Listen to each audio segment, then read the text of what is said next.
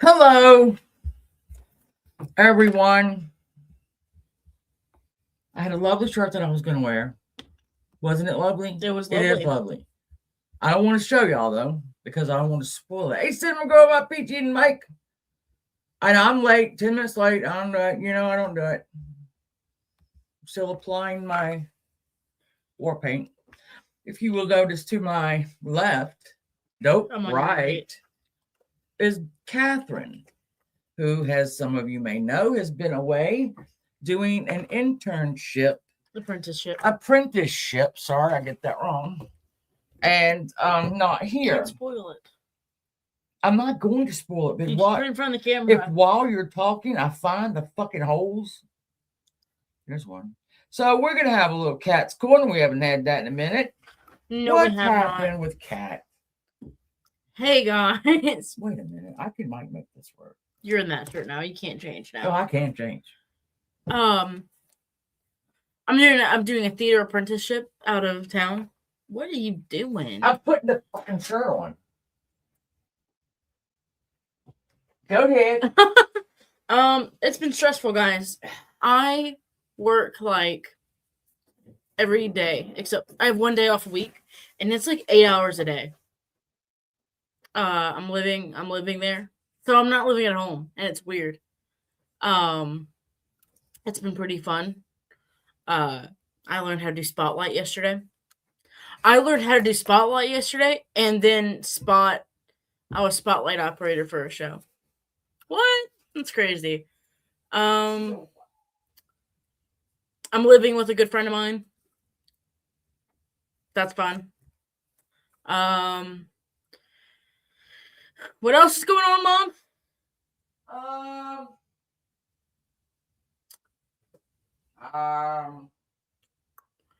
I'm just working, guys, honestly. I don't have 5 minutes to fill it up. I don't have 5 minutes. I figured it out. I don't have 5 minutes worth of stuff to talk about. I thought I did. I don't. Hold on. It is hard. Oh. Mama, it is not all button up. What? Button up and up. What else happened? You're painting the ceiling too? Yeah. Okay. Hold on. Clippin' and Dippin' said hello. Hey, Clippin' and... I love Clippin'. Tell Mama I said hello. I'm right here. I'm trying to get my fucking shirt and... Oh, there we go. Yeah, I'm doing a little... Well, she works during the day, and then she has to go around, turn around and go back until 10 o'clock at night. Well, no, I work 1 until 5, and I have an hour dinner break. And then I go from 6 to 10. So... Whoa, Clippin' and Dippin', that's my mama. That is my mama. That's my mama. I'm not going to repeat what Clippin' and Dippin' said. I thought it was sexy. No. All right. Okay, take it back. All right, get out. Oh, whoa, I'm still here. This is why do we have this going on? What going on? Why is it darker? No, it's like smudged. Isn't it? I don't think so. Well, whatever. It is kind of smudged. A little bit. Isn't it? Well, somebody will accuse me of having a filter. That hurts so bad. That hurts so bad.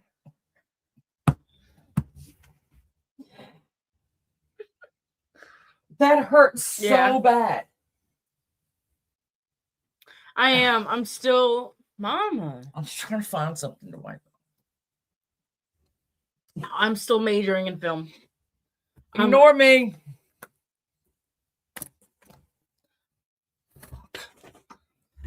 Look at this one. Oh, I cracked my entire knee. It's just the sun glare. I don't think it is. Okay. I'm writing a short film right now. The reason I look disinterested is because I already know. Hey, fucking girl. And you're just There's my Peggy. you're you're disinterested all the time. I'm sorry, what? Exactly. Yeah, I'm running a short film right now about ghost hunting friends that are amateurs, and it's funny. I won't give away too much yet. What are you Thank God they doing? can't see me right now. And you're all, thank God. All right, let's get down to it, people. While we all love Catherine. My short, yeah, it's about two best friends who are ghost hunting, and they're really stupid, and they, let's just say, I don't think much ghosts are caught. Keep going. That. Sorry. I'm okay. Wow. So I'm gonna only cover. I know. Bam. Okay. Thank you. Get out. I thought I was co-hosting with you. Oh, okay, well then move over. What? All right, so this is from last night. Ah, Peggy, thank you. But if I do, hold on. I'm sorry. I'm Hey, Charlie. We're supposed to be in. All right, well, you have no idea what we're talking about, though. It doesn't matter. All right. I am going to throw a link out. Now, if you get the link and you come up here, I don't want to see your wiener or your badge. That's just a rule that I'm going to have to. Don't look like that. All right, so we're going to talk about Ed and Lorraine Warren. Guys, I did not realize exactly how polarizing those two are. It is very, very not right.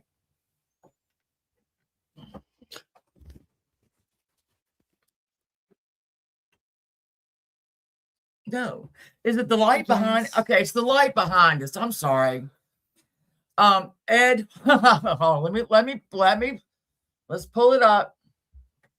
I'm gonna get my slides. You're supposed to already done that. I've already done it. I just have to put it up right. Oh, that's the wrong one. That's the wrong one. Get that one off. What did I do? All right, we're gonna remove. Good job. Thank you. All right, hold on. Did you already load it up? Yeah. Hold on, guys. I already did it. Continue. Boom chakalaka. There we go. All right, we got the pictures now. Good job, Mom. Thank you. All right. Here we go. Hey, Avian. Hey, Rumor. So, I did not know how polarized these two people are, and they are. They're like, either you love them or you hate them or you don't know who they are. It's one of the, that's all there is. So we're going to do a quick little bio on these two. Okay, here we go with that. World-renowned American paranormal investigators, but they're demonologists. Okay, that's what they. Okay. So they were both born in the same town. They met each other at a. He worked at a theater. She was going to the movies with her friends. They fell in love. 15, 16. They got married. He went over for World War II, maybe Korea, I don't know. Came back. They had some kids. There we go. That's it. Hey, hype piece. He was also an artist. And if you pull up, and I probably should have done that, if you pull up some of the appearances that he made, they're still on YouTube. You'll see that when he's being interviewed, he's got his paintings all around. These people were self-promoting. They would like my they might. And so I'm going to cover some of these, but we're going to save the two biggest for the last. The biggest would be Amityville, because that's what put him on the mark. That's what got him out there. But there was The Conjuring. Hey, Sour Girl, I need to read your email. I didn't. I don't get notifications on my phone when I have an email. Go figure that. Hey, Viper. I'll have to figure out later. All right. So when he came back, they both. So okay, he said that he had a very supernatural experience when he was a child. Ed. Good job.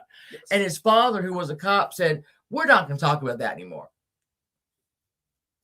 And I guess he said, okay. Lorraine could see auras around people when she was young. So they both, you know how they are. I'll make sure I got everything.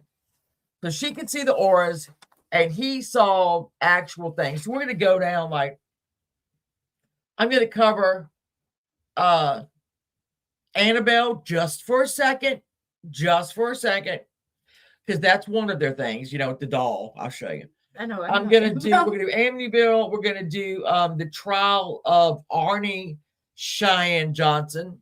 I told y'all that there was a Netflix documentary on that, and it was very interesting, and it was very balanced on, it's a biggie, but not as like, you'll see. It's okay. Hello, who is that? I got Donald Trump in the back. I'll catch you in a minute. Okay, so we're gonna start now. They've been doing this for a long time. Okay, they've been hunting and fishing and who are you? You're Donald Trump. If I don't know who you are, you ain't coming up. Okay, sorry. So let's talk about Annabelle. Let's put these up. Here they are. Oh, look at them. Aren't they sweet? There's Annabelle. Now, Annabelle was supposedly given to a girl who was a nurse. I don't know why they gave it to her when she was in college. Hello, last call, y'all. I don't know why they gave her this, but they gave her this Raggedy Ann. She had a roommate. They said that, this dog did a lot. It attacked one of their fiancés. It would end up places that they didn't put it. It would, there's a lot that it would do. All right, person, if I don't know who you are, you're not coming up. Let me read some more stuff. So, yeah, it's in a locked box. What did you just do? It's in a locked box, as you see right there. So this thing, and it's in their occult museum, which is awesome. Mm-hmm. We'll talk about that too a little bit. So the 28-year-old nurse received this doll as a gift in 1968. Noticed that it started to change positions. Then she and her roommate started finding parchment paper with written messages saying things like "help me" and stuff like that. And they supposedly had no parchment paper in the thing. Then the doll started showing up in different rooms.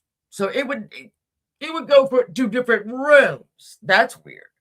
And it started leaking blood. As dolls do. Don't they, though? Just saying. Hello, Appalachian Granny. I just murdered that name. Appalachian Granny. Started showing up. Right, it attacked the girl's fiance. Got it on him. This is some weird shit. Let me get it right. All right, so Annabelle took particular aim at the fiance of one of the girls, who claimed he woke up frozen in bed as the doll crawled up his body and strangled him. His words, not mine. Okay. He also allegedly claimed that upon entering a darkened room where the doll rested, he felt something attack him. When he flipped the switch on the light, he saw his stomach covered in bloody scratches and the doll on the floor. Okay. Hey, little Miss Folk. So Ed and Lorraine took the doll. They have it here in their museum. They said that on the way home with the doll, the car kept like cutting off and stuff. So, but they had a whole thing of like holy water, kept splashing it, and then they made it home. So right now it's in that museum.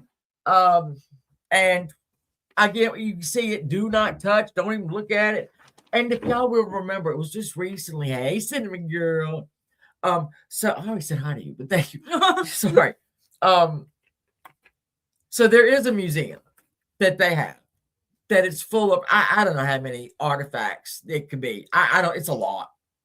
And upon their dying, I believe a comedian bought their whole little museum. Oh, there. I know. Yeah, who you're talking about? And then a couple of maybe 6 months ago, maybe more, a hunter, a little paranormal hunter boy, went to see it and dropped dead. Oh, dropped dead.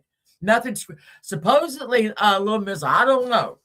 That's why it's haunted. Yeah, I mean, if that thing was crawling up me at night, up in where I'm frozen in bed, we gonna burn that. We gonna burn that bitch. That's just me. All right. So that's one of the cases. So let's talk about this. This is Union Cemetery. This is where people started going. Yeah, thank you. That's it.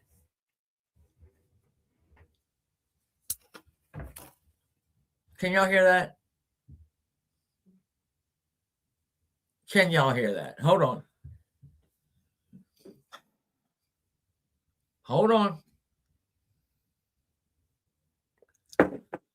That's not a ghost. That's my mother in the kitchen above me with her walker. Yeah.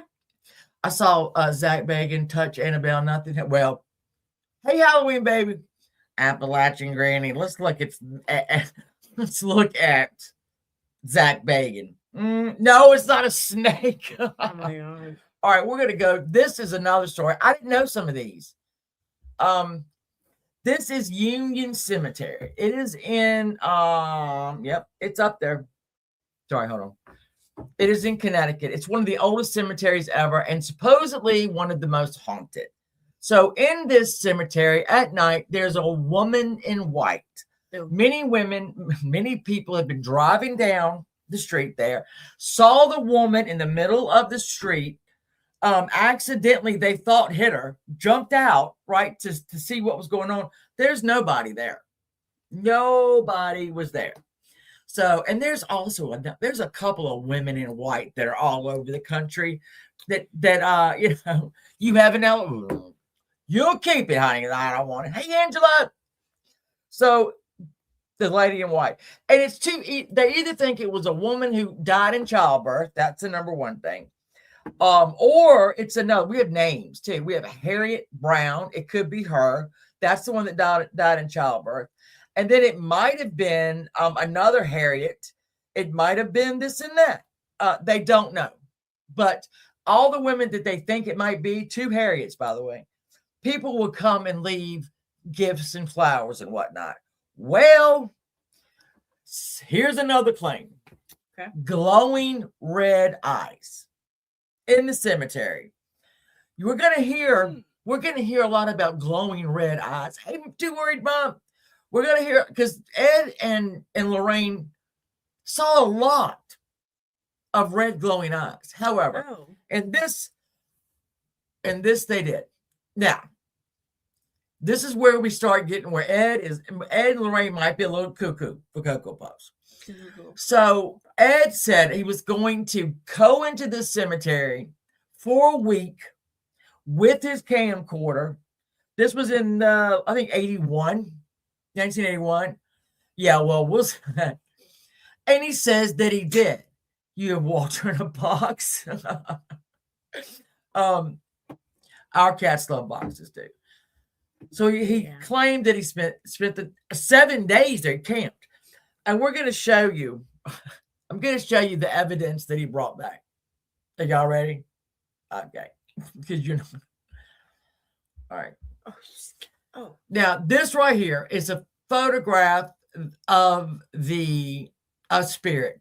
Let me tell you, tonight, I can go outside and recreate this. It is easy as punch. I can go right outside tonight. I'm going to. I can. I will replicate this photograph. That's cigarette smoke. That is what it is. That is 100% cigarette smoke. You don't, please take us on it. I would love to. All you do is get the cigarette, light it, right? And just wave it under the camera, that's what you're going to get. Ed, you didn't fool me. You might have fooled a lot of other people. You didn't fool me, big boy. So that is what that is. Again, I can recreate that tonight. It ain't a problem. Now, here is his evidence of the lady in black. It is circled. Hello, Amber. Oh, Amber, I've missed you so much. Oh, Amber.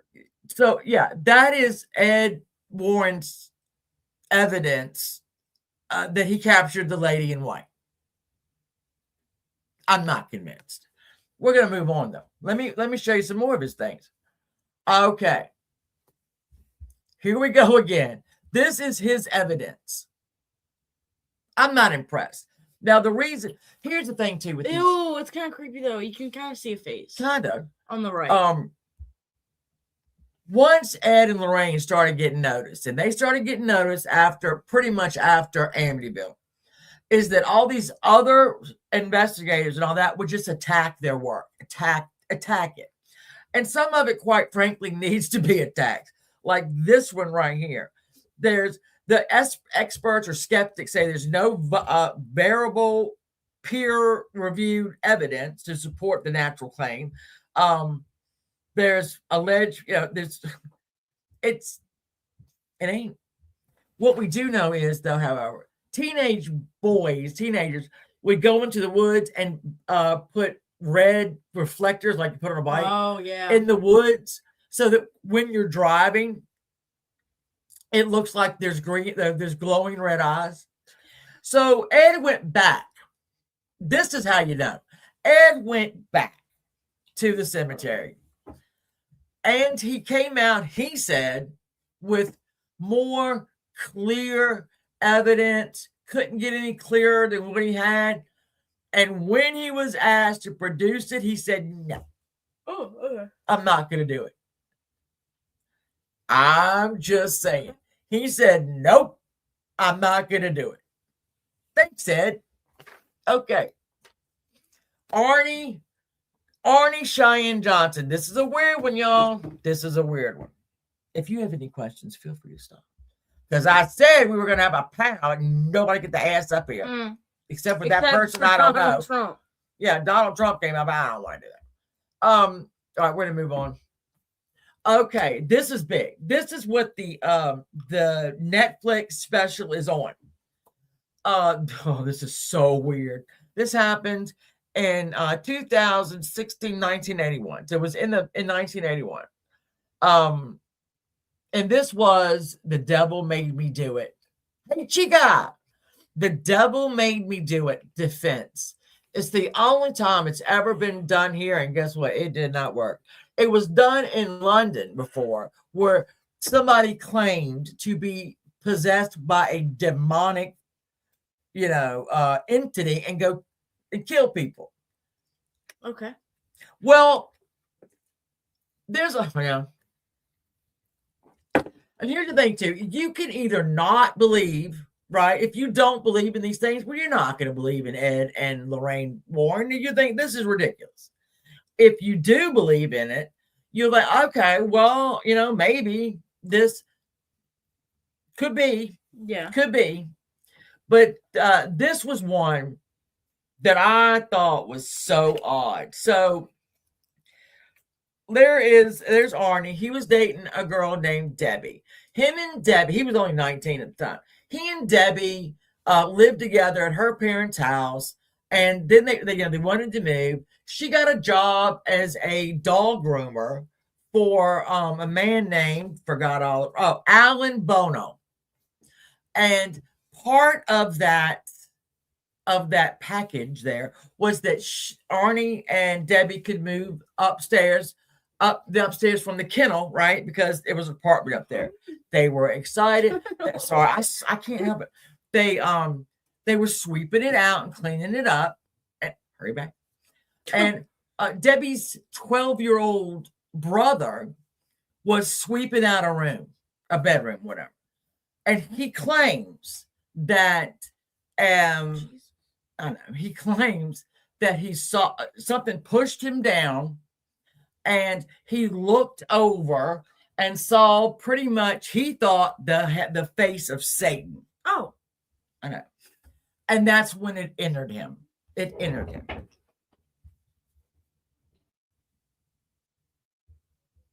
We done?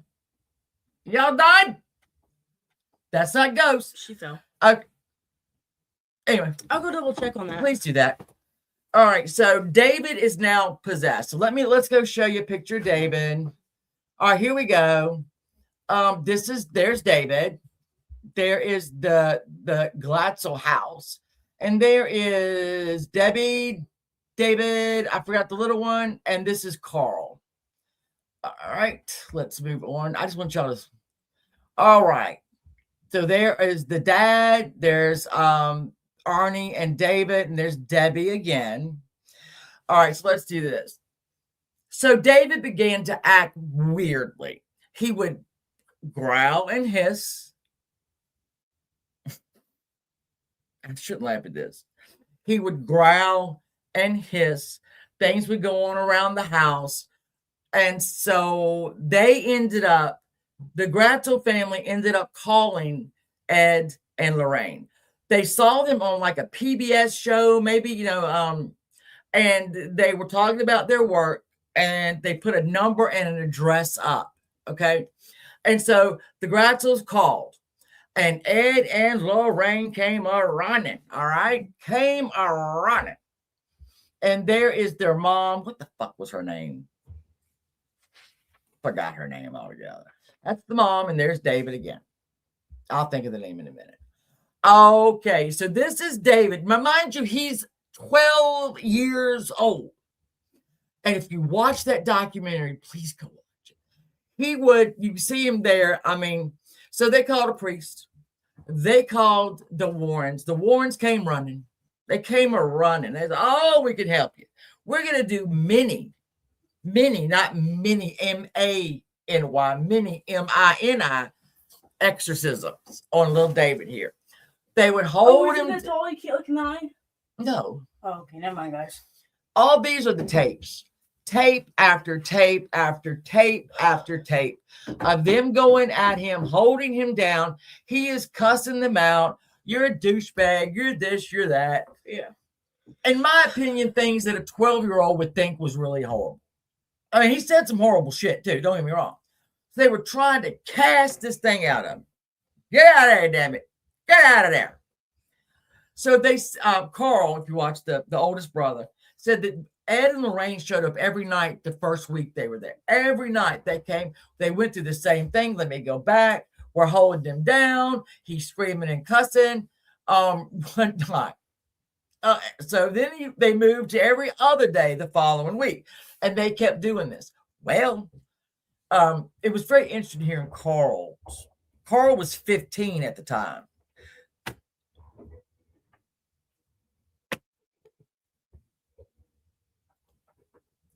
Can y'all hear that? Hey, Carrie. They have to. It's really loud.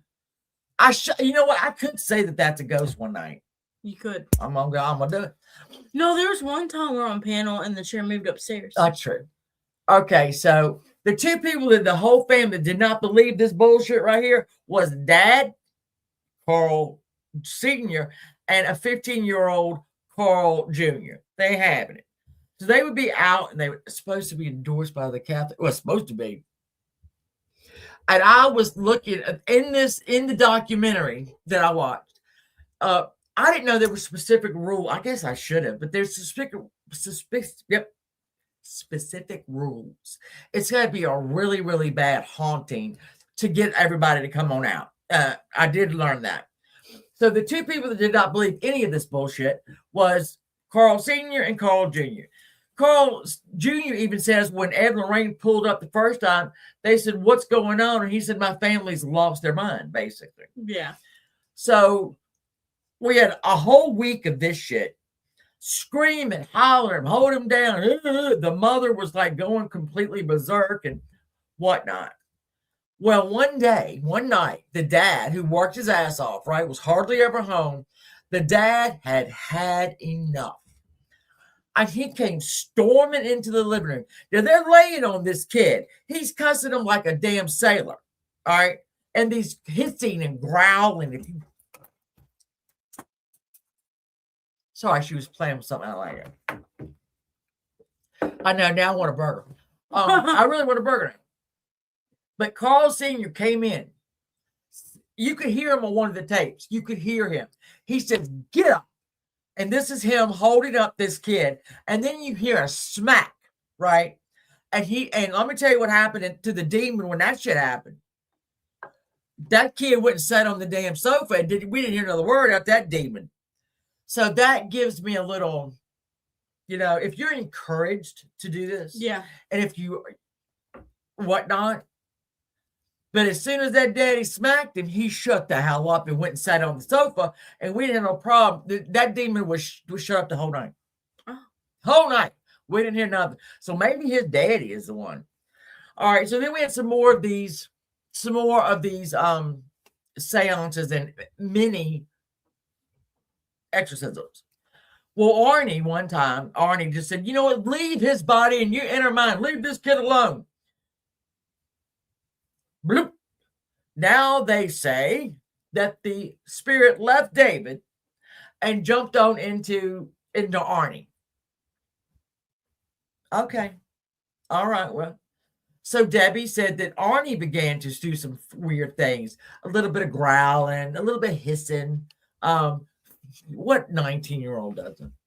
A little. Oh yeah, let me. I just want to see how many there were. I'm sorry. Hold on. How many signs do you have? Here's Elaine warning them. You see Arnie in the back right there. And we'll keep going. And there's Arnie and David. No. Yep. That's Alan. So let's get to Alan. Can you hear that? Hey, mom of two. I'm going to go up there and pop a tire. Hi, Robert. So we're doing this on February 16th, 1981. That day, so Alan Bono liked to drink. All right, I mean, he drank a lot. He was pretty much an alcoholic. Now, what we found out, too, was that Debbie had an affair with Alan back in the day. Oh, you got to, Sarah Bro. It's so good. We didn't hear that to the very end. So I think that it would be Debbie, a sister, and a niece were working in the kennel doing the dog grooming. They went out to lunch. They went to like a bar / diner where Alan was. Alan was getting drunk.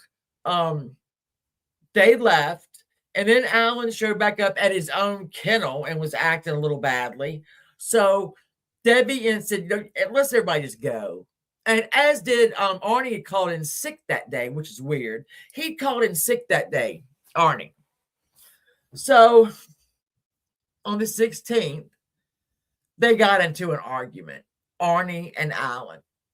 And Arnie got a knife and stabbed him. I don't know how many times. Honestly, I don't know how many times.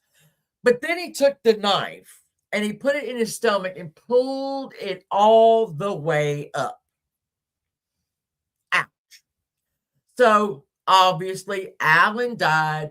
Arnie took off and was on his way back to apparently the Gratzel home. So David and Carl, nope, there was another brother. There's three brothers. They were moving furniture, because they had a phone call. The parents said, "You got to come over right quick. Arnie's dead." The parents go over there. Arnie's gone. He's dead. So they arrest Arnie. This is weird. So Elaine and Lorraine and them came back. They went right on back. And apparently Lorraine had warned the sheriff before any of this happened. This kid right here might get a little, we gonna have some trouble. Told the sheriff that. Sheriff's like, well, whatever. So we go to the trial. We have priests there. We've got Lorraine and Ed there. And the defense was he was the Arnie was possessed by a demon. That's the defense. It wasn't self-defense. It wasn't it was he was possessed by a demon. The judge real quick, right? Ed and Lorraine were ready. The priest, there was a whole front line of priests that were ready to watch this trial. And as soon as the judge said, we're not having that. We are not having it. Don't even try it. Nope. The priest got up and left. Lorraine and Ed got up. They left. Needless to say, the defense did not work. So Arnie was found guilty of first-degree manslaughter. It carried, I want to say, 10 to 25 years, something like that. He went to jail. He and Debbie got married while he was in there. So we'd have a 10 to 25 year sentence for murder, basically. What'd I miss? Oh, you missed the whole thing. Oh.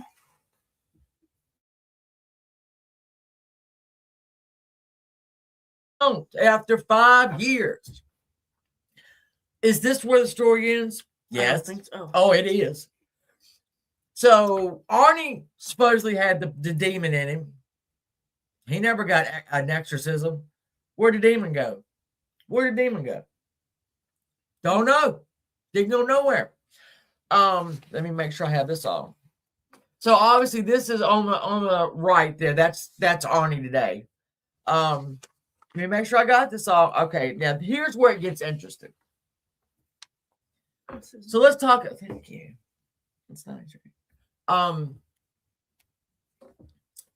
Yeah. We're gonna talk. This is when let's not when Lorraine and Ed were very smart people. And they told the family, you're gonna be millionaires. We're gonna write a book. We already have the author ready. You're gonna be millionaires. It's gonna be great. They wined and dined the mom. They took her to LA, right? She flew to LA. They picked her up in a limousine. She went at the Beverly Hills Hilton, was out to dinner with Dick Clark and all that, right?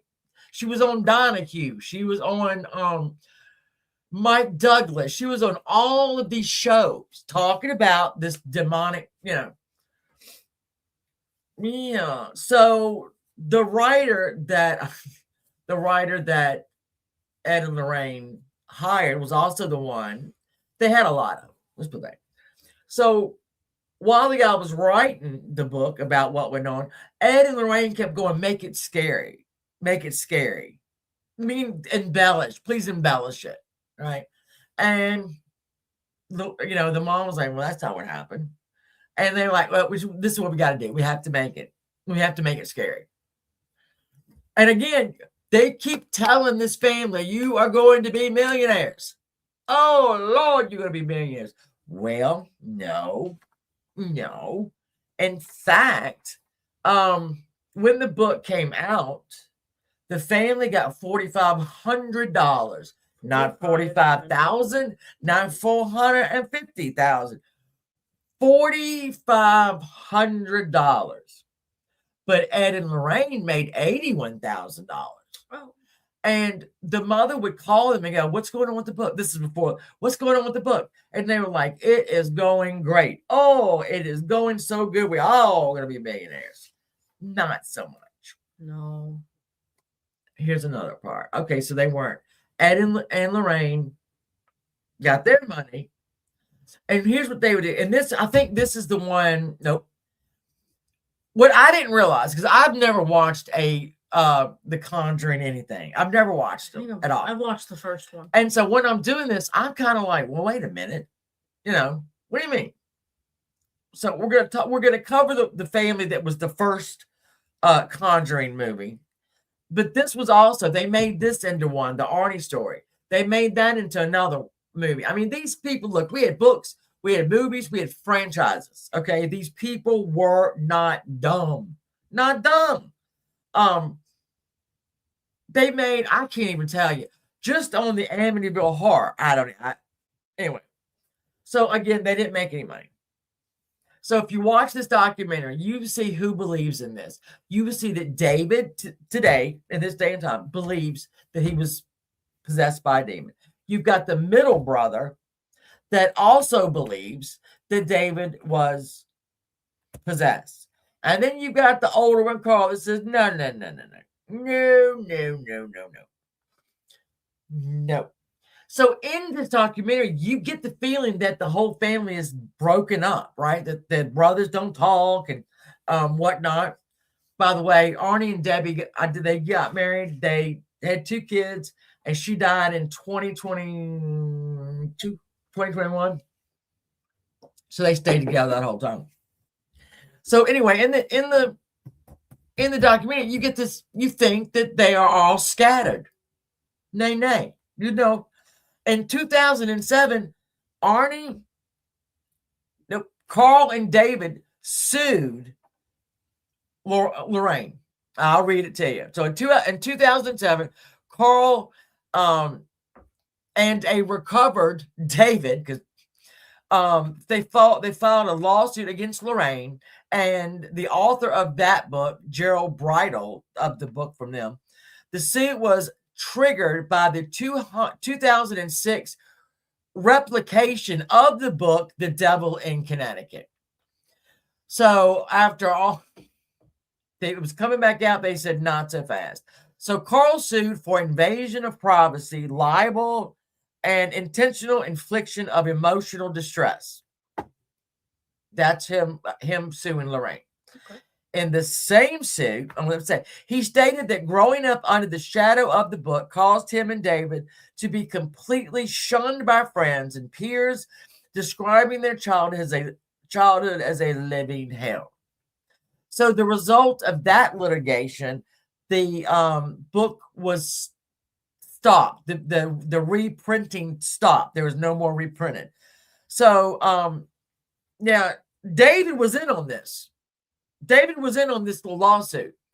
My thing is, whoa, you can't believe that it's true and run around and do all these interviews and whatnot and saying that you were possessed and this and that, and then turn around and sue them in the new millennium for bullshit. Okay, but is no here nor there. Here's another interesting thing. When the mother died, in fact, Carl, the oldest, that there was a pattern there that his mother would throw it. She pretended to be a holy roller, and would, if she didn't get away, throw an absolute fit. SDA, hey Ashley, that reminds me of someone. Right, Callister. Anyway, so she would throw a fit. So there's a hierarchy in this thing, right? There's a hierarchy. So when she died, Carl and his wife went into the house to kind of sort through what we're going to do with this. And his mother was apparently a little OCD, and she wrote down everything. So can you imagine you finding clips of paper and all? Oh, shit. Ooh, well, he found a paper and scribbled on it. It said, gave the family their medicine, everything. I'll quote it. Well, the family had their medicine tonight and everything is good. And Carl was like, what the hell is she talking about? Well, it turns out that the medicine that she was referring to was Sominex. If you don't know what Sominex is, it's an over-the-counter sleep deal, right? Sleeping pill over the counter. So what she would do before all of this happened, was say she got spaghetti. She would put Sominex in the spaghetti, the dad and all the children.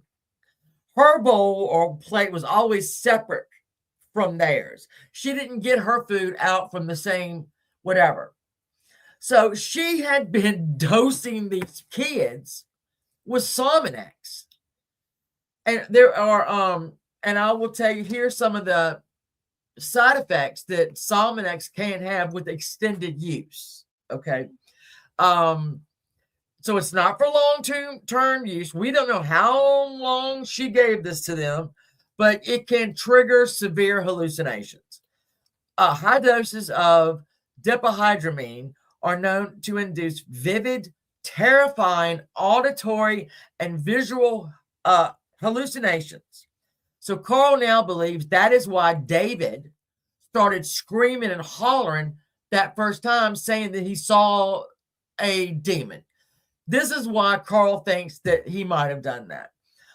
Extreme mood swings is another. So chronic sedation and subsequent chemical withdrawals cause volatile behavior, like mania and emotional outbursts. Yeah. Sorry. And then the very last one is rapid weight gain. David's physical appearance changed drastically during this possession, which paranormal groups blamed on the the devil. Paranormal groups said it was the devil. However, significant weight gain and what is that word? Where are you pointing? That right there. Antihistamine? I don't know. I wrote it. I can't read my writing. Anyway. It's antihistamine. Yeah. Sorry, I couldn't read my writing. Side effects of that heavy prolonged thing. So David was a little chunk before this happened, but I'm not going to judge. And let me see. And again, I love the fact that it's on tape that damn daddy came in there and smacked the piss out this kid, and that demon was gone. Bye. And also, Arnie points out that he was never given an exorcism, and the demon just left him. I guess he left. I guess the demon can choose. I reckon.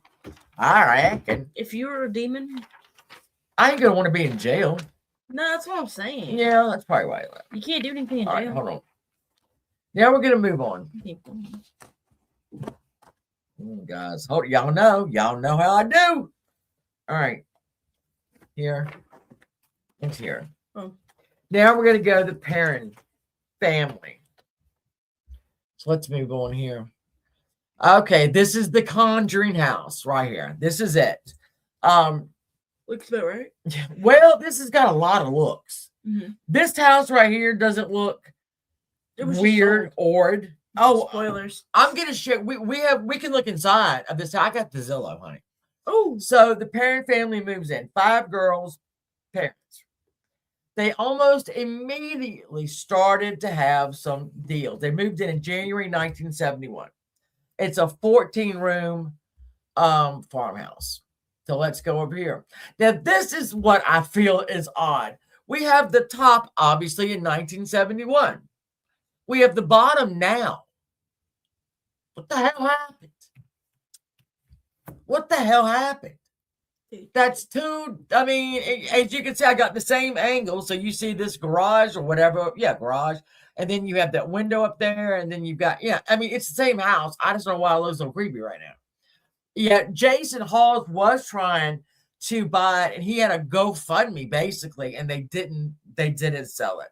I think the guy that wanted to buy it was a developer, and he wanted to just knock it all down and put like a subdivision. I don't think he was able to do that. So here are them, and here's the mommy, and there's all the girls. Aren't they lovely? They're at the house. I bet this is probably Easter. All right. So right away, they started to feel something wasn't right in that house. If something is not right in your house at night, there's a cat. In 1971, oh my God, it's kind of scared me a little bit. Don't stay in the house for over a decade. That is just my thing. That's what I'm gonna tell y'all. If you start seeing shit in a new house, burn it down and go. There you go. So things start to move around. The smell of rotting flesh. Spirits would levitate the beds. Okay, they would cause physical assaults. Carolyn was possessed and speaking in tongues during a seance. You can't make this shit up. What? Yeah. Ah, that's my dog. Yeah, I'm gonna show y'all a picture. I'm going to show y'all a picture, and I know you've probably seen it. I'm going to show you two pictures, actually. So let's look. No, he didn't raise the money. I remember seeing that on, was it the YouTube or Facebook? I can't remember. Which one is it? Harry Styles. All right, so here's a photograph. Okay. Now, this is supposedly a very, very, very famous photo of one of the girls, obviously, being launched out of the bed. Okay? And you can look at the face. In fact, I think over here. Hello, love. All right, I zoomed in on these two in the bed. These two in the bed. I'm going to show you why I did that in a second. All right, well, let's go back to this. So this kid looks absolutely terrified. I do not know who took the picture. I don't know what, but anyway. So here's the two kids that are in the bed. Now, to me, they don't look that scared to me. If I'm seeing my sister being catapulted across the bedroom, I'm probably, and I don't know how long I've been there and seen it, I am probably going to go, not again. Photoshop? It could be. This has been around forever. I know they could Photoshop it. But we got another picture of the same thing in black and white. Now, what do we see that is different in this photo? Well, there's only one person in the bed over there now. Hey, raindrop, my sun, my moon, my star. Oh, he's acting weird. Now there's only one person in that bed over there. Where'd the other one go? And now we've got a woman here. Who the hell is that? So this is the same. And you see this girl's got, I mean, obviously it's a different, she got the same gown on. Go back. Got the same gown on, got the same socks on. Where did he go? Where did she go? And who is that? Yeah, a little bit higher. So, I mean, like the first one, I guess we'll never know the sequence, like this is the picture. Obviously she was moving, but this is a whole new photograph here. It's a whole new, everything is different. There's nobody in the bed with her. Who is this? I don't know who that is. Who? And again, there we have it, the big whole thing. Odd to me. I'm not saying that didn't happen. I'm just saying you got to look at this and go, that's weird. Why is it two different photos for jumping out? That's what I'm bringing up. Getting launched out of the bed. So who was this entity? Well, guess what? They called Ed and Lorraine. You can believe that, right? They did. No, they did. They called Ed and Lorraine. Well, they came running out. So, and again, when you have something anywhere that Ed and Lorraine went, you had skeptics right away. You had fellow investigators that went right at them to try to, derail their deal there. So if you watch The Conjuring, which I didn't, there's a Bathsheba Sherman. Right. Supposedly, they were this female entity that, that Ed and Lorraine drew out of, the house. So that was one. So, and while and this is in the movie plot, okay, the spirit of Bathsheba, Carolyn researched local lore and concluded that the house was haunted by this woman, a woman who lives on the property in the 1800s, I think it was 1700s, and rumored to be a Satanist who abused farm hands and sacrificed an infant. Yeah. However, so that's Lorraine and them story, right?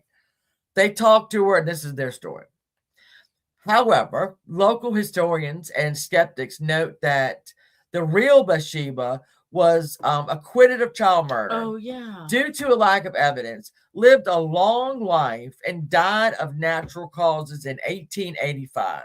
Furthermore, Andrea Perron, which is one of the daughters, who wrote a book as well, later clarified that Bathsheba may have been the wrong one blamed. She was a babysitter, right? No. I thought she was the babysitter. No, honey, this was 1800s. Well, like whoever baby. So again, skeptics are like, nope, not,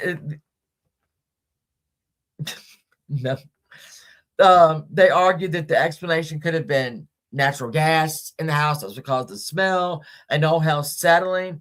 And there is a video, if you can look at it on, I might have put it in the description. I think I did. And it is of a guy that goes into this house. Now I'm gonna tell you, you can go in this house and spend the night if you want to. Can we? I'm gonna tell you how much it is in a minute. I know. So the guy is in the house, right? And he gets to this one room and he steps into the room and it shakes. It's a little bit shaky. Now there was some common. Well, yeah. There would be things in that room like sitting on dressers or whatnot, and when you go there, people would just say, "Oh, it just fell off." When he got on that floor, it was bouncy. Of course, it's going to come out. Of course, the door is going to open. So that's one. Maybe not. I mean, we can explain away anything. So that was that. And then they just said, "Man, house settling, childhood imaginations." I'm sorry if I see my kid jumping through the air like that. Is that rumor, right? I'm probably not gonna do that. So, and then now several members of the Perron family deeply regretted their association with the Warrens. They claim that the Warrens sensationalized and exaggerated their experience to create stories for books and lucrative movie adaptations, which is exactly what they did. The Johnson family, or the Gillettes, whatever, they also deeply regretted their association because Ed and Lorraine wrote the book, changed shit around. They didn't make doo-doo, and Ed and them did. Same with this. This is where your Conjuring house started, was Ed and them going in, investigating, say, oh yeah, this is a demon, that's a demon. Going home, writing writing the book, embellishing parts of it. Like embellishing is going to happen. All right. If you're I can get it. If you are writing a book about exactly what happened, you might add a little haunting here and there. A little, what would you say? A little vase off the side table. Whatever. So the family's relationship with Ed and Lorraine was not as collaborative as the film portrays. Roger Perron did not believe in the paranormal at all and won't have it. Following an intense, unsanctioned seance that resulted in Carolyn, that's the mother, going into a trance and being thrown across the room, and infuriated Roger punched Ed Warren in the face. And permanently banned them from the property. The family that purchased the home from the parents who lived there from 1987 to 2019 reported virtually no strange occurrences. So, where did she go? If Bathsheba was there, where'd she go? I don't know. Now, if you want to go to that house, it will cost you $2,000 a night. And you can have up to 8 people. So we're talking $2,000 a night. Let me knock this down. I already did. No, I just got to find them. Are you doing a calculator? Oh, okay, guys, listen. Let's get a group of 8 people together. You only have to pay $250. Yeah, it's well, that's a thing. $1,000. $1,000. What are you talking about right now? Oh, where is it? Hold on, I'm gonna find it. Wait a minute. Right here. Where's the damn Zillow? Oh, here we go. All right. Let's look at this inside. I want to look inside. I'm nosy, right? I'm nosy. I got to see inside. So let's look inside. You want? Let's do it. Nope, that's not what I need. So we're going to look at the Zillow and find out what the big deal is. All right. Y'all ready? Can they see it? Oh, my phone's upstairs. Can you just make sure they can see it? They can see it. Just always have to make I'm sure. going, Mom. I'm going. Okay, so here it is now. Now this looks obviously, that's Oh, part. that's cool. Sorry. Yeah. All right. So here it is. There's one. That's so edited. You think? They can see it. Okay. So here's another, and here's that view right here on the bottom here on the right. There's that view that I showed you with the two. I mean, I don't know why the house was white and now it's this. I don't understand it, but I don't know. So let's go inside. Well, there's a chair. Oh, and look, there happens to be a Raggedy Ann doll there. That is weird. But I love this chair on the right. I'm sorry. I love the chair on the right. I really do. Let's go. All right. Here is another thing. Or they are, So this was on the market for $1,145,000. So now we've got another Raggedy Ann sitting in the damn thing all locked up. I got it. Oh, then that's the picture of the actual. I can't imagine that's in the house, but there it is. What? The Raggedy Ann. Oh, it comes with the Raggedy. Okay, so now we're getting upstairs. I mean, it's an old house from the 1800s. That's for sure. That is for sure. And I can't remember how many acres that it originally. It was a lot of acres. I think they've sold it all. All right. Let's see. So that's where it's situated. That's a long way from anything. All right, so here's the kitchen. Cannot stand those cabinets. Then we got the dining room. This is fuck a duck. Sorry, I hit the wrong button. Oh, it's off the market. Oh, it's off the market, yeah. Sorry, I hit the wrong button. Let's go through here. Ugh. All right, there's a dining room. All right, that's pretty. You know how these old houses, especially in Connecticut, where this is, all the rooms had fireplaces in them. I mean, there's a dead whatever on the wall. That's love. I think that's ambiance. Here's the bathroom. I'm not trusting that. It's nice to get a little view. Yeah, and the window's open. The window is open in the bathroom. Come on. Now this is cute right here. This little area. All right, so Who wrote this? I think it's you. Little library. Okay. All right. I get it. I like that chair. What? All right. We have All right. There's a lot of room in here. We got the same shot of every room, or there's a lot of room. And I'm sure it is like 3,000. That's pretty good. All right. So here we go with these upstairs. If I'm paying $2,000 a night, I ain't trying to get a concussion when I get out of bed. All right. I ain't trying to do that. But okay. So here's one. And I even tried to find like the actual room where that kid was jumping on. I just couldn't figure it out. And you'll see why I could not figure it out. So here we go with that. And we've got this upstairs. Okay. And let's go. I mean, what a lovely made up bed. Let me tell you, part of selling a house is staging. Yeah. And when you start you don't stage shit like that. Come on now. Get those puffy pillows in there and whatnot. You don't do that. It's also the worst place to put a bed. Well, yeah. Here's another one that's a very poorly staged. I don't know what the hell these people were thinking. I guess they knew it didn't matter one way or another because they were going to sell it. Some idiot would want it. There's a lovely little oh my God. I did it again. I'm sorry. Sorry, guys.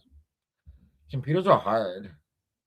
Can you make sure no one is telling me to back up or something? They wanted to see something. Sorry, guys. Let's go back. All right, we're up here. All right. Poorly staged. Is this a Netflix show? Is this the Netflix show? Oh, no. This is Zillow. It's Amber. Oh, Amber. Obviously. Oh, the Netflix. Yes. I'm sorry. Yes. The Arnie, the double made me do it trial. Get rid of the... All right, here's some more. I mean, that... a lot of people are saying, nope, hell no, nope. Yeah, That's no for me. Oh, hell fucking no. Oh, my. You gonna stay there that long? I think it was 71 to 86. I don't fucking think so. Raggedy Ann is creepy AF. Yeah, you're right. And there's low ceiling. All right. So that's where the Sorry. Switch tabs. I know. Good. So this is where the very low ceiling. Oh, you can. This is where the first Conjuring home started. All right, it was this. So again, writers were and told to embellish a little bit. I get it. Only thing that if I play devil's advocate is that every single family here that used Lorraine and Ed regretted it. Hey, Mama T, they regretted it. The Warrens stole money from them. They hid shit from them. And the Warrens took off and made a lot of money. And the families that they used did not make shit. That's what I'm saying. And that is that. I'm trying to make sure I got anything. So that is movie number one that of a franchise that Ed and Lorraine made a lot of money in. All right, we'll get ready to get to the big one, the one everyone's been waiting for, the Amityville Horror. The Amityville. Now, if you know me,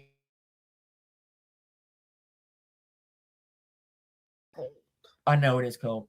I've done 2 different shows on Amityville, and I never, ever, ever, ever covered the ghosts or the entities, whatever. The real horror to me was what are you doing? The real horror was the family that lived there. And all right, so let's get on to this one. I'm gonna do it. The DeFeo family. So I'm gonna go. Hey R&D, I'm gonna give you a little bit. If you don't know, I'm gonna give you a little bit of history. All right, of the DeFeos and whatnot. So the DeFeos moved into the house. Mother, father, 3 boys, 2 girls. Beautiful home. Their mother, Miss DeFeo, her dad was in part of the mob. I just go and say it. Part of the mob. He also owned a car dealership that Ronnie Sr. worked for, and as did Ronnie Jr. Okay. So the story is he bought this house. He bought everything in it. I know you've seen the portraits, right? They go up the steps. He paid for those. If his daughter said, I need a washing machine, he would send 2. He paid every bill in that house. And you can see the name of the house was High Hopes.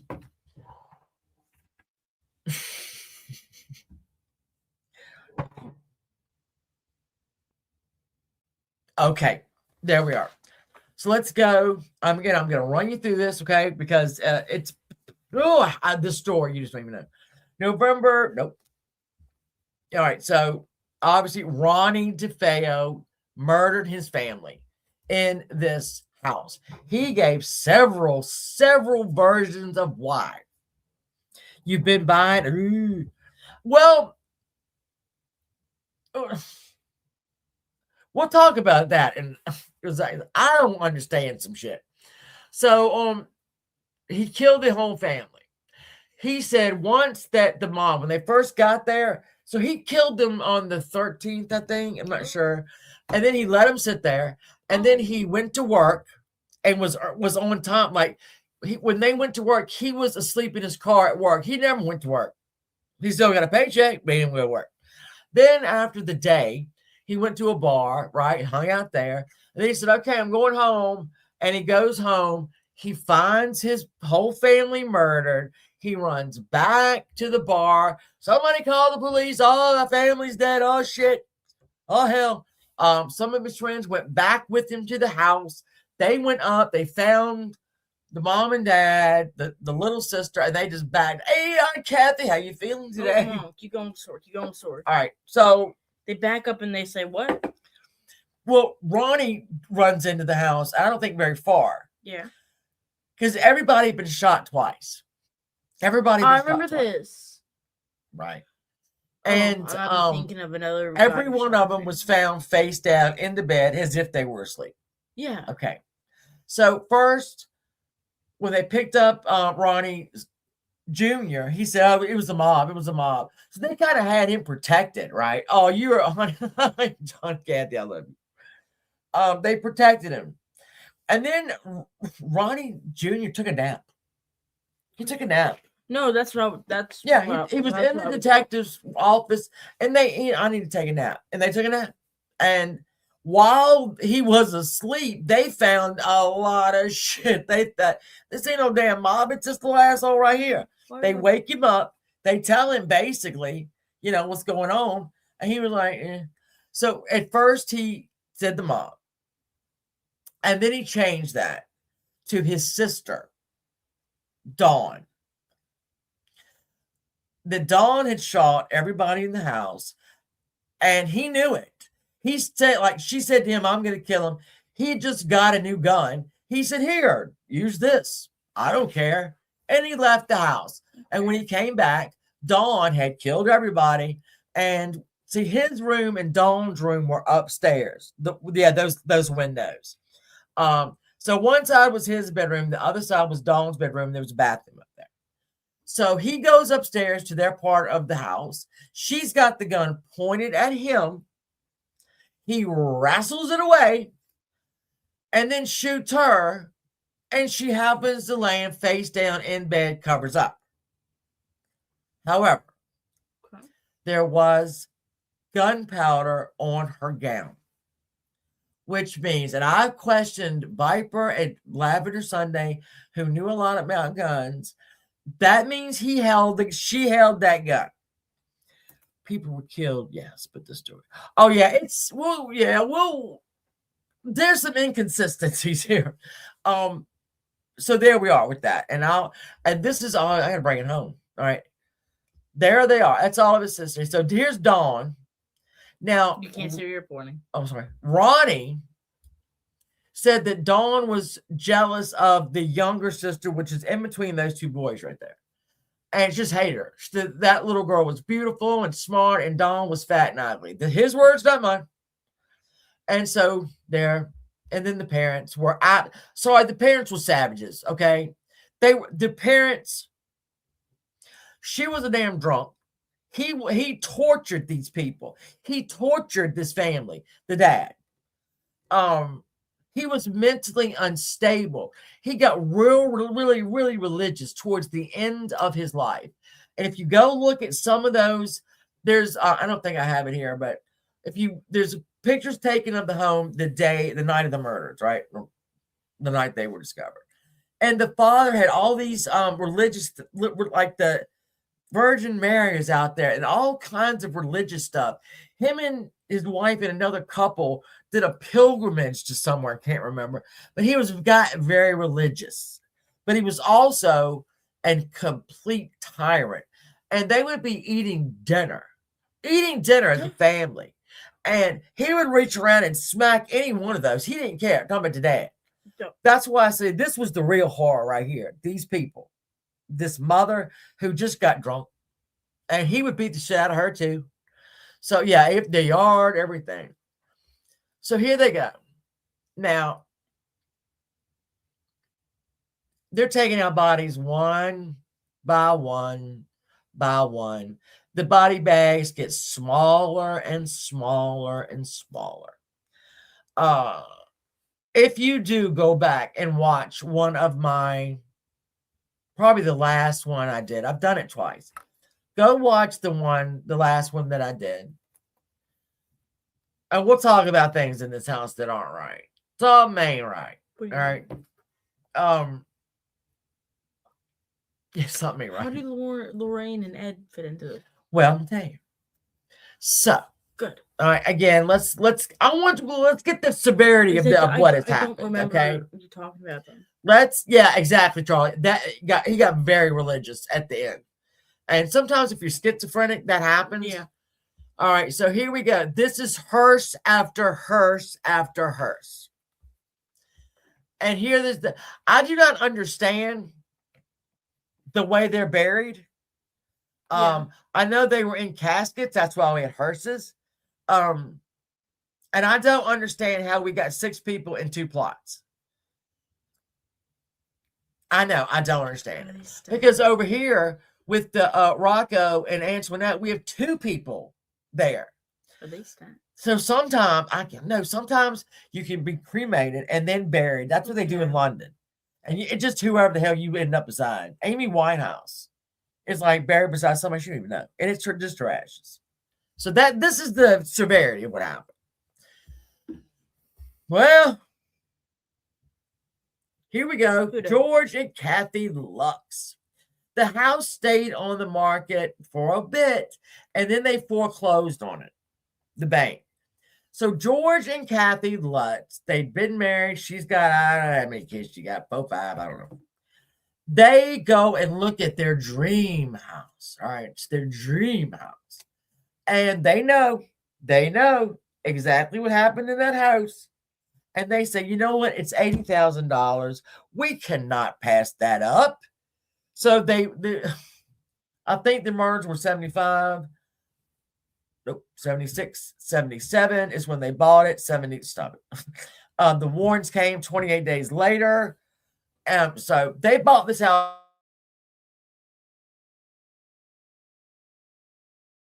Last one that I did, the last Amityville one that I did, which I take you all the way through the house.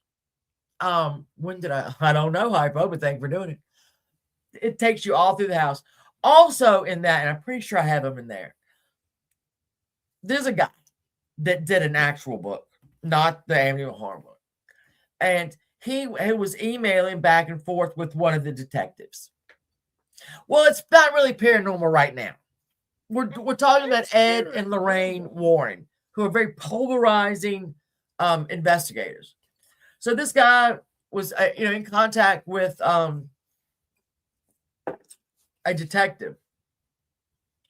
That detective accidentally sent this guy. So all of the photos of the victims, they were all face down in the bed, right? And they had been there. If he killed them at 3 o'clock in the morning, they've been there about 24 hours. Let's say that 24 hours.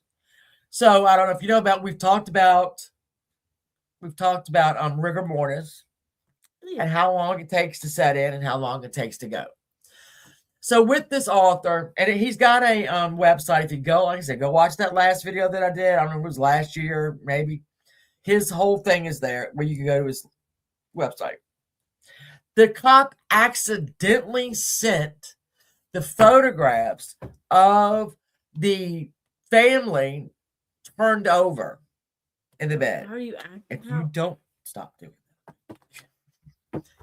So it was. She's threatened me. You see Tammy. it. You see. Oh. You done lost your fucking mind.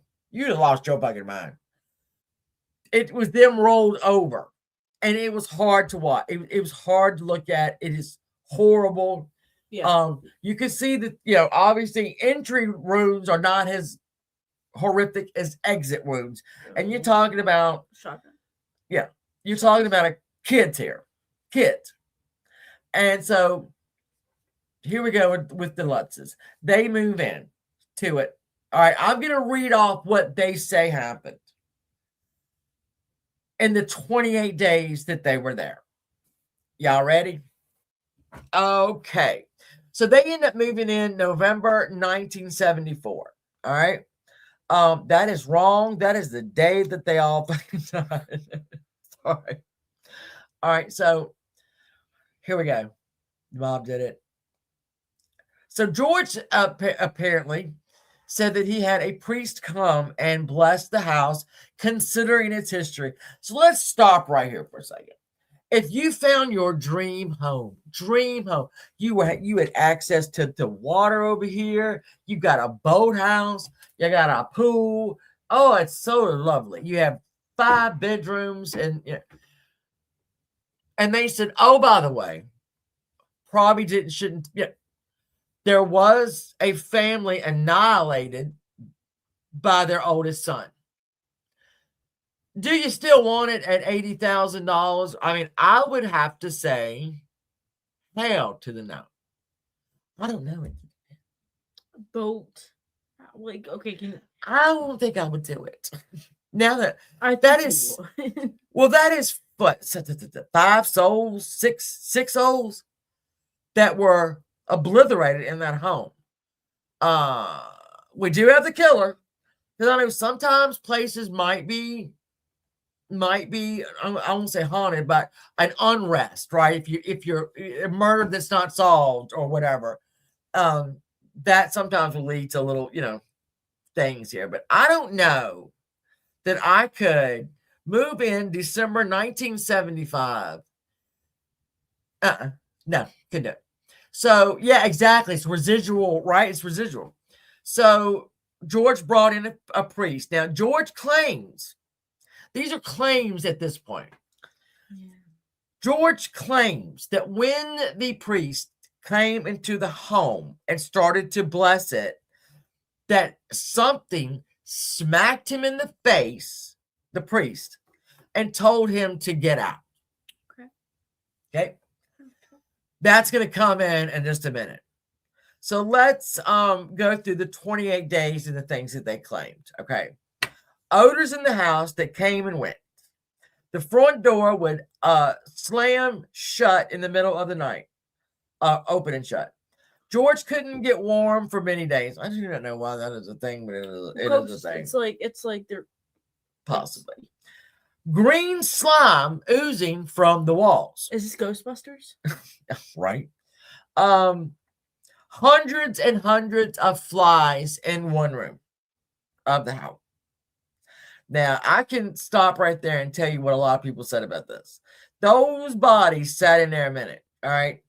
Now, would it be a year later? I don't think that would still have.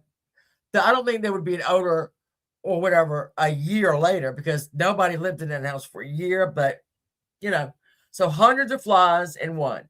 And if you've seen the movie, y'all know what's coming. The demonic pig with glowing red eyes staring at him through a window. This is George. He watched his wife transform into an elderly woman on many occasions. My husband has done the same to me. He has seen me absolutely every morning, usually every night.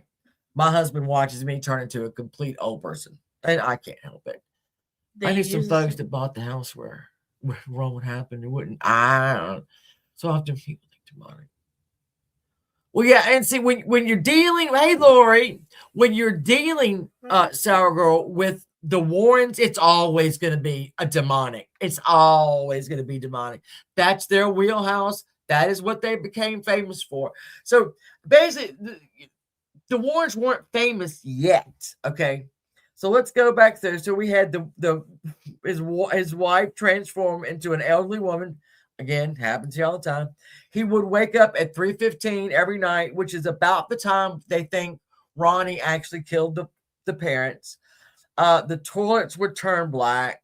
Kathy and the kids would levitate by unseen forces. And Kathy also would wake up with red, painful whelps. Do we have it on? I have a theory.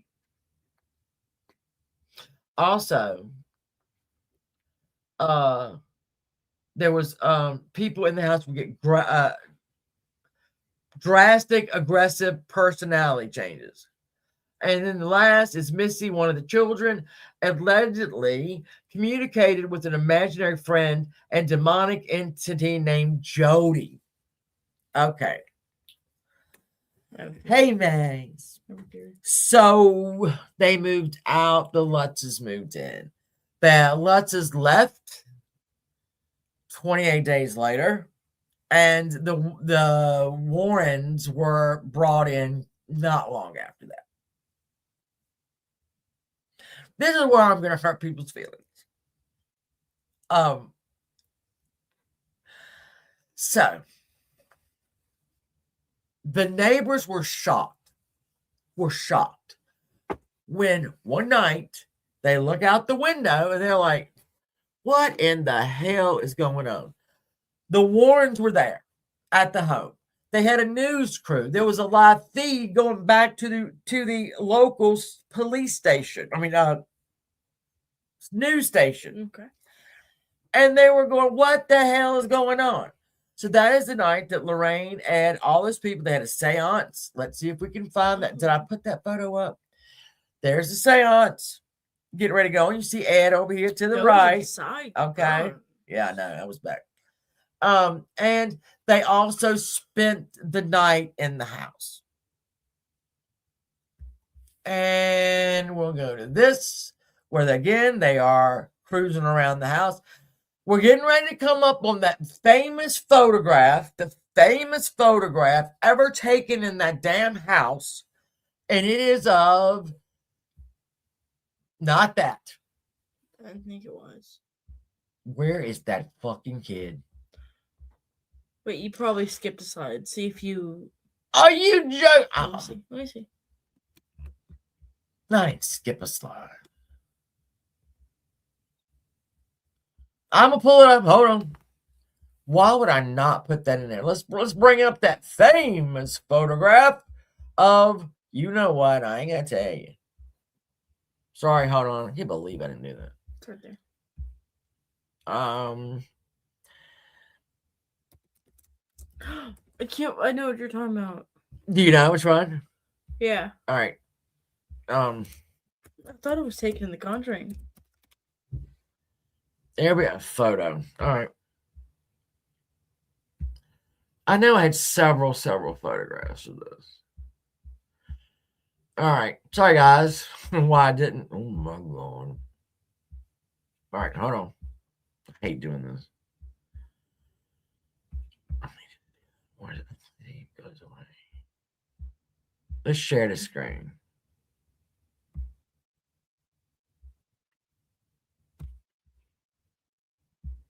You did that. There it is. Can you make sure? Mom, they can see it. I promise. Okay, this is the very famous photograph of what appears to be a boy looking out of the window with the door with those eyes. All right. And again, if you go, I know that the Zillow was up for this house. I know it was. That's where I got my photographs in my last video about it. Go look at this house. So yeah, this is so we think we've seen a child here, right? A ghost, whatever, a child. Lorraine and them couldn't just stop with that. They couldn't just stop with that. Why am I not? What? Can you go plug me up? I'm getting ready to run out. Oh. But Lorraine and them said, oh, this isn't just a ghost, it's a demon. It's a demon right there. Not everything's a demon, but that is the very famous photograph. It looks like could be somebody with glasses. The children at the time, I don't even know that they were. One of the brothers had a broken leg. He broke his leg playing football. In fact, the day that they were found, Ronnie Sr. was supposed to leave and take Mark, the kid with the broken leg, to the doctor. They didn't show up. Everybody thought it was weird, but blah, blah, blah. So this is that famous photograph. Why does it kind of look like a clown right there? I don't know. Get mouth, eye, face. Yeah. Oh, yeah. There's a freaking face right there. Could be right. Could be, Cat. That's the demon behind the child. Okay. Good. No. There you go. Nope. Yep. Hey, Miss January. I'm sorry, we got stuck. Hey, state of disorder. We got stuck over there. It just. What? Give me. All right, so that's the face. It does look like the young son. It does look like the young son. All right, but when you get Elaine and Ed into stuff, we start to get a little funky dunky. All right. Yeah, I would have been gone, but that's me. This is what I don't want to do. I don't want to believe I am being obviously we're talking about if they're frauds or not. I gotta bring this up. Okay, I gotta bring this up. So apparently George, now this is their story. Again, we know what happened in that house. We know what Lorraine and Ed said happened in that house. We know what the Lutzes said happened in that house. one of the children, one of Kathy's children, so George was his stepfather, hated George Lutz because he said that George was violent to all of them and whatnot. So, and this was before they moved in the house. So my thinking is, okay, you have a father that used to live in the house that was a complete demon and was horrible and beat the kids, Susie, and the wife. And then a year later, you have someone that comes in who, by the way, did this way before the house, who was also violent to the children and the wife. And would that not awaken something? Right? I mean, if it's haunted and it was haunted by the people that lived there before, and one was violent, would it not trigger something? I think it might. It could have. And by the way, all of his stepchildren hated his guts, and many, when they found out he died, were pretty happy about it. I can see thank pretty you. Thank you. So, here now we're going to get into the naysayers and what they say. Okay, so I got to bring it up. Okay, I got to bring it up. So during his trial, Ronnie DeFeo's lawyer was William Weber. Okay, and he's the one that went through. They tried to get Ronnie off on being insane. Ronnie goes, "Nah, I mean, I'm insane." They tried it, but he was. So William Weber claims that he knew George Lutz and that together over several bottles of wine, that's his words, not mine, they created this story. So that they can make money off that house and anything that came after that. That's what William Weber says, okay? So he admitted colluding with them, right? Plus, Ronnie had claimed one of his excuses to do this was that he heard the demon in his head and it told him to do it. And again, if we go back to my last video on Amityville Horror, I can remember Ronnie saying in one of his interviews, I watched them all, that he was sitting in a TV room on the second floor and then he kind of went to sleep. Now, he's on heroin and whatnot. He dumped up. And then when he woke up, something kept telling him to do it. And he said that. So they took that excuse of him being possessed by demons, and they decided to run that on through to the Amityville Horror. All right, I got to report this, okay? So they created the story over bottles of wine. In 1978, researchers fact-checked some of the claims that the Lutzes had. One of those claims was that there was a cloven hoof print in the snow outside of the house. Well, they went and checked that. There was no snow that whole month in New York. So there was no hoven footprints in snow because there was no snow. Right? That's number one. And by the way, let me just say this. William Weber, when he gave the story, he gave it to People magazine. All right. So that's another deal. All right. So that's number one. So Barbara Cromartie, I can't pronounce that. Her and her husband bought that house afterwards. All right, after the Lutzes. They got it for $55,000. Ooh. Now she claims her family has never had one problem at all in that house, and that the claims that the Lutzes made about doors being ripped off hinges and whatnot, she went through every piece of hardware that was in that house, door, hinges and whatnot, were still there. Nothing was ripped open. Nothing was ripped up. There was nothing new there. This was all the original hardware. Also, the only thing that really bugged them is the people that wanted to come by the house. She also showed that there was no disturbances in the wall or the varnish, that something could come in like goo. All right. There's also something a little bit odd, is that, you know, George and Kathy grabbed their family and fled and left everything in there. However, the neighbors said, no. They had a yard sale.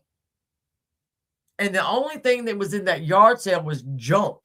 It wasn't like their bed. It wasn't their beds or whatever. It was junk, because they had a yard sale after they claimed, a couple days after they claimed that they had fled. So they were bringing stuff out of the house to put in the yard to sell. And they said, obviously, they had gotten their stuff out before this, because it was nothing but junk in there. Now, that's a mama cannoli. So that's another story. All right. Now, why the neighbors, when all this shit was going on, didn't say, wait a second, that is not true. That is not what happened. Nuh-uh. Nuh-uh. But they didn't do that. Enter the Warrens again. Ed and Lorraine Warren. Here's what I'm going to tell you. I'm going to show you this. I'm going to show you exactly what I think fueled this. And there it is right there. That is George and Kathy with all of the magazines and newspapers that covered this story. You think they didn't make a little bit of money on this? I'm asking for a friend. So this is what I think they knew from the beginning was going to happen with William Weber, the lawyer. This is exactly what they planned for. Now, the Warrens, guess what they did? What they do every time. They did it every time. We're going to write a book. We're going to write a book about everything that you just said. Summer never ends.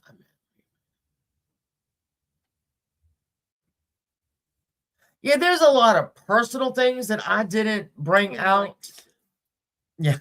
There were some personal claims against them that I didn't choose to bring out. It doesn't really have anything to do with like their haunting, you know, their demonic shit. This is what I think. This is what I think motivated all of them, quite frankly. So, a Newsday columnist, again, said it was a setup the whole time. The Lutzes fled, supposedly in terror. They did have a garage sale, and like I said, lots of junk. And it was obvious they hadn't moved completely into the $80,000 home yet with anything worth anything. So there we go. The neighbors, they didn't even move in yet. I got it confused. They didn't even move in for all the way. This is their junk that's in there. All right. So confirming the findings of other investigators during the entire 28-day siege that drove them from the house, they never called the police one time. Where they claim they did. They never called the police one time. And the writer, this Newsday writer that wrote this article up, Ed Lowe, he should have known because his father was the police chief in Amityville. So we know that if his daddy said the police weren't called, we believe him. All right, I'll believe that. Again, we got extreme scrutiny here. We have the Lutzes, guys. Ed and Lorraine do what they did. Oh, we gotta get a book. We're gonna get a book. So we had the murders in 74. We had the Lutzes moving in 75. We've got the book written in 1977. And then we've got the film that came out, I think, 78. Boom, boom, boom, boom. All right. Because they do what they do. They get the book. They enhance it. They do this. They do that. Then they have these people sign away shit. They did it with they did it with Arnie Johnson and them. Had them sign away all kinds of shit. Oh, this is just it's just a contract. You don't have to have a lawyer look at it. So we have boom, boom, boom. Book, movie, fame. Now Ed and Lorraine are famous. They're world. This got them on the map. All right, this got them on the map. Now we gotta go here. Also, again, I have to say this. All right, Ed, George and Kathy Lutz did make between $100,000 and $200,000. They made that money. That's a lot of money back in the 70s. They did make that much money. But we're talking about a franchise that's 200 and some billion. Not million. Oh, maybe it is million. A franchise, just like the Conjuring House. Okay, that's a franchise that Ed and Lorraine started. Now we've got the Amityville franchise that we have going on now. These people aren't stupid. Hey, Reed. No, and I'm not saying. Look, I just have to if we talk about whether they're frauds or not, I got to tell you what they did. I got to give you all the information. So that's what I'm doing now. And again, I'm not telling you believe it or don't believe it. I'm just telling you what happened, So with the preference. Yeah, despite the massive commercial success of the Amityville franchise, their profits were significantly limited by lawsuits. Here we go, another here with this. There were so many lawsuits. Oh, Jesus, everybody sued them. Everybody sued them. No. The parents sued him. The Johnsons sued Arnie and them. Ron, everybody sued them. And quite frankly, they weren't. It was like every case ended in I guess a draw, right? Confidential. We don't know what happened. I have no idea. Now here's what I think is fun. Then they talked to the stepchild who could not stand his stepdaddy. I'm making sure we have anything. All right. So the priest that comes into the home, the one we heard about before, got smacked in the face and told to get out. So I'm going to try to say his name. Don't laugh. Father Pecoraro. That's funny. Let me see. Pecoraro. Anyway, we'll just go with the priest. He did not step foot in that house. He swore an affidavit. He never stepped foot in that house. Not one time. So George was lying about that. A very easy thing to check out. But part of a lawsuit against them in the late 70s was the priest coming in going, I ain't going there. I did not go in there. No, I did not. Mm-mm. He said that he did talk to him on the phone, but had never been in there. The Catholic Church and local officials dismissed the haunting as a hoax, and other witnesses suggest the Lutzes may have invented the priest's experience to help sell the story. So William Weber, we got to talk about him again, the defense attorney for Ronnie Jr. in 1977, they filed a $1 million lawsuit against William Weber. William Weber says, oh yeah, hold my beer. He sues them. All right. So they sue him. And then when Weber sued the guy who wrote the book, he sued the Lutzes. The misappropriation of funds, he sued everybody. Let me say, Lutzes for fraud, breach of contract.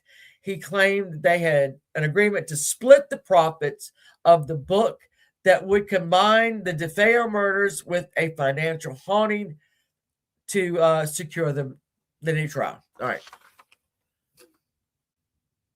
And then so we had the hoax. So the judge completely dismissed everything. That's what happens a lot. Judges will be like, look, y'all signed this contract. I can't help y'all. You signed it. You can't do it now. And now you don't have enough money. You want more money. And we're not going to do this. It's either that or it's undisclosed. Was cremated, haven't disclosed. Yeah, I would imagine he is not with his family. You know, he was married and he had a daughter. Again, if you don't know that, I will put my link to that one, my last one about the DeFeos. Send them on a scavenger hunt. Yeah, I'm gonna send you a scavenger hunt. I did one like when I first started doing these, and then I did one because I wasn't very good. I didn't know what I was doing. Not that I know what I'm doing now. I thought that was the same one that all the houses were close together. I'm going to show that right now. Never mind. Right, here's something that bothered me. This is why I'm saying, please don't think that I don't believe what's going on. Because I'm going to show you something that has always bothered me to this day. One, it's everybody with their on their stomachs. Whoa, we were some. I'm going to show you, hold on. All the people were on their stomachs. Now, Ronnie claims that his dad came at him and he shot him, but his dad was found in the bed face down, not in the covers though. All right, so I'm going to show you this house. Yeah. Okay. Oh, that's pretty. Now, One to the left. look at this house right here. We've got the two houses on each side that are facing the road, full facing the road. And then we have the Lutz / DeFeo home, which is sideways. All right. And can I get do I have a better shot of this? Here's again. And this obviously is it not today. You see over here on the left, see how close that house is to theirs? It's very close. I don't think I have another one after this. No, I do not. So let's go back. That is very close. Both of these, and the one over here on the right is kind of obscured by a tree, but it's very close. As I showed you here. Very close. The night of the murders. Ronnie DeFeo Jr. hit everybody twice with the shotgun. Twice. So you have 2, 4, 6, 8, 10, 12 shots from a shotgun. The neighbors heard the dog barking at some point and thought that was odd because they usually took the dog in at night. The neighbors heard the dog, but did not hear 12 shotgun blasts. And you're that close to that house. That is something that don't make no sense. It ain't never gonna make no sense. No, there were gunshots. There were 12 gunshots. But the neighbors, and I'll show you this one again, how if you see the neighbors' homes are facing the road. 112 Ocean Avenue is sideways. So the DeFeo's home, or Lutz, if you want to. We're looking right now. They're obviously the white one. So then you have the driveway there, right? And you have their driveway, and the house over here on the right is much closer to them than that. So that's how close that house is to them. That's not a lot. You had murders on one side of the house. You had murders on the other side. That did not have a silencer. Nope, he didn't. He didn't. There was nothing found. When you have a silencer, and I know this I've done this a lot, it will, because it has to go through the silencer stuff, it will be bits of it on him. He didn't have a silencer. That is one thing I will never understand. How these people did not heard the dog bark. Thought it was odd that the dog barked because they always took the dog in, but didn't hear 12 shotgun blasts from one end of that holler to one side to another, from the top to the bottom. If that is not supernatural, I can't tell you what is. That's what I mean. That is exactly clipping. Right. But so the dog was, again, you can see how close the houses are. I mean, I tried to show, but especially this one over here on the left, it's just as close as the other, very close together. They heard the dog bark outside, thought that was odd, but didn't hear 12 blasts. If he did it at 3:15 in the morning, I'm going to be awoken from my, slumber, going, who the hell is shooting the damn gun in the neighborhood? I think you would. Well, I might not, but somebody would. I'd They didn't have sleep fans. through it. They didn't have fans on 3 next to their heads. So that's something that we cannot explain, which would make it paranormal. We're in the day and age, aren't we? So there we go. That's all I got for you today. If you go to Reddit or places like that, you are going to find people that are staunchly behind the Warrens, believe everything, and then the ones that think they were complete weirdos. All right, and I guess,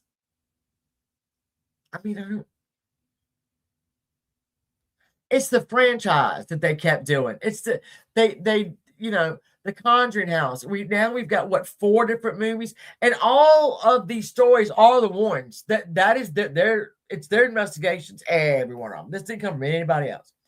Same thing with the Amityville. Now I understand you have to embellish things. I mean, by this time, after Amityville, Lorraine and Ed were worldwide names. Okay, and I can see embellishing something, to sell a book. And baby, you are very welcome. I can see doing that. What I don't understand, too, is about if I'm playing devil's advocate, is why you're taking all the money. Would show them the bag. I got 2 cats that would help. They'd help them take it to the car. Yeah, it's again, I can see embellishing. You're writing, it's a book. You want people to read it. It's a movie. You want people to watch it. But it's the, it's the money. It's the money. They screwed these people out of money. And I just don't. So again, you can go back and look. There's a lot of cases you can go back and look. Oh, thank you. I love you, Kathy. You don't have to do that. You think they're trying to get Jason Osborne? Well, he was going there, and I think he tried State of Disorder. I'm not mistaken. He tried to try to crowdfund, and I don't think he got enough money. But it's just, you know what? So if you think about it, I'm dumb to this. If a movie ain't got Cary Grant in it, I don't know what the hell it's about, right? I do not know. If I don't see Katharine Hepburn, I am lost, all right? So I didn't know about the Conjuring movies. And I didn't know it was Conjuring movies that were the first one was the Perron family, Perron. All right, and then the second one was, I want to say the Devil Made Me Do It. So that would be the Arnie Johnson. 3 and 4. They chunk over there to the Conjuring, which is still a big thing. Yes. I mean, you $2,000 a night to stay there? Conjuring is what? What? Yeah, I haven't watched any of them again. I mean, I guess I should. Movie night. If you have Netflix, go and watch the Devil on Trial is what the whole thing is. So you're asking me what we had Netflix the other night? No, we had Netflix. Yeah, it's really good. And you do get a very bad, because in the beginning of that documentary, you have David speaking, who obviously is an adult now. You've got the other brother speaking, who was a complete believer in everything that happened. The parents are dead. Debbie is dead. So they're not on there. I mean, there's like a film of Debbie talking. And they go through that, right? And then you have Arnie. And they're telling their story, right? And David is convinced, that he was possessed. And so was the other brother. So you get about halfway through, maybe 2/3 of the way through. Well, then they throw Carl in there, the older brother, that said, "Nuh-uh, nuh-uh." So you because see, I've never watched. Again, if Cary Grant is not in it, or Humphrey Bogart, Katharine Hepburn, Squint. I can't. Squint and watch on mute. Okay. So there you go. I mean, I don't think. I hope I didn't give an opinion. You gotta watch it. Listen, if Ed and Lorraine, if you're up there, I'm trying to drum you up some support stuff. That is what I found when I came to look. When I went to look, it's a very interesting. If you follow it around, if you follow their stories around, it is rather interesting. I'll give you that. But there's also a counter to every one of their claims. There's a counter to it, either by another investigator, which I don't blame them. And back in the day, if they were soaking up all this attention, and I'm also a investigator, I'm gonna talk shit. The Bashima character was heavily, and there was another VOBAL. What is that one? There was another. What are you trying to? In the first Conjuring house, there's that Bathsheba. No, but there's a spirit or a. That's the one. Thank you, Sour Girl. That is another one they drew up. Girl, what is going on with your hair? It's nothing. It's it's down. It's the butterflies. It's down over here. God, y'all, I'm gonna rip my whole hair. That is the one. Yes, that is the one. What the hell did I do to my hair? Again, if you want to go down this rabbit hole, it's very interesting. I'll give you that. It's very interesting. I liked it very much. So this will conclude our Saturday evening, Saturday afternoon. Sunday afternoon, you stupid. Sunday afternoon. Yes, in the Nun series. Yeah. I mean, it's a lot. So that is what we had for you last night. What is it? And I don't know what's going to be next week. I don't know. I'll figure it out. I won't be here. She won't be here, but I will. As y'all know, I'll let y'all know. Sometime in the next couple days. For my people that have come by and catch the replay, thank you. I thank you because y'all show up. I'm gonna tell you what, y'all show up, and I appreciate that very much. And I also appreciate everybody that has sat through this. And I love y'all very much. I really do. And thank you for the participation. I love y'all too. And that. And now we actually have a game tonight. I canceled last night because I thought we had a potentially extremely important hockey playoff. Well, I was wrong. It's today, but I didn't turn around and reschedule it because that was too much moving around. But tonight is the potentially very important game. That's why you made a big deal. Yeah. Okay. So if I don't come back on, or you hear me coming on tonight and I'm throwing shit, things have not gone our way. Her way, not my way. I love you, Kathy. Thank you all. All right. Oh, my birthday is on a Saturday night. July 4th. You and I? So I don't know. I don't know if I'm gonna do a thing for my birthday. You never do. But it's a Saturday night. Once and I did once, and I almost died the next day. Yeah. No. Yeah. 4 days later. 3 days later. Yeah. 3 days later. Probably shouldn't do that again. No. Yeah. Okay. So anyway, I don't know if I'm gonna do anything that day. We'll find out. We'll figure it out. I love you. Oh yeah, the Knicks come from behind. It was pandemonium in New York. I know, Stay. So we need to do another pajama party. Hey, all right, we're gonna go. I love y'all. Thank y'all. I'll see y'all around the streets. I will tell y'all what the next subject is when I figure it out because I don't know. And we'll see you. It's been Mama. I know. I saw you Charlie. Sit here and talk for days. Charlie. My unashamed. We all know my team in hockey is the Toronto Maple Leafs. whatever. They haven't won a Stanley Cup in 58, 59 years. 57. 57. 58. 58. And can I just tell y'all this? 58. I'm going to be 58 on the 4th of July. I know I don't look it. I know I don't act How it. old? 28. Anyway, he was, well, close enough, Charlie. Close enough. You know, with people down in the South, we think y'all all know each other. Just like y'all think we all know each other. We don't. All right, we'll see y'all soon. Please be good and be nice. My and be Cash kind. App is. Shut up. Shut up. My Cash App is. Her Cash App is Oh, shut the Cash fuck up. That's